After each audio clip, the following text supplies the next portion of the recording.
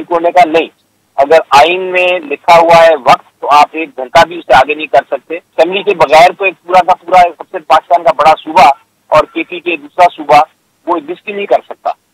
तो ये इसमें तो ताखीर होने की कोई गुंजाइश मुझे नहीं नजर आती। देखिए आरफा आइन में बहुत वाज़ेह और बहुत क्लैरिटी है इसमें कि आपने 90 दिन के अंदर अंदर इलेक्शन कराने हैं। 90 दिन से 1 घंटा भी ज्यादा नहीं हो सकता।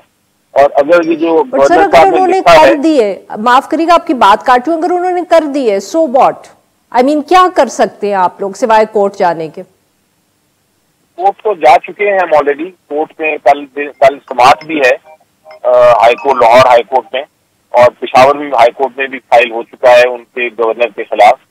और समाअत है, अगर वो गवर्नर नहीं, जो उन्होंने कह दिया हम नहीं करेंगे, तो उसके बाद एक ही ऑप्शन नजर आती है और वो ये है कि अदालत जो है वो डायरेक्शन दे या इलेक्शन कमीशन को या गवर्नर साहब को। आपको याद है कि जब ये हो रहा था वोट ऑफ नो कॉन्फिडेंस, और उसमें भी एक टाइम लिमिट दिया हुआ है आइन में, और स्पीकर साहब का हक होता है कि वो असेंबली बुलाए, लेकिन उन्होंने कहा कि हम ताखीर कर देंगे, हम इसका उसके दिन पाबंद नहीं, क्योंकि उसमें कोई कॉन्सिक्वेंस नहीं दिया हुआ, कोई उसकी पनिशमेंट नहीं दी हुई आइन में, इसलिए हम इसको डिले करेंगे। लेकिन सुप्रीम कोर्ट ने कहा नहीं, अगर आइन में लिखा हुआ है वक्त तो आप 1 घंटा भी उससे आगे नहीं कर सकते, और 12 बजे से पहले पहले आप वोट ऑफ नो कॉन्फिडेंस लें।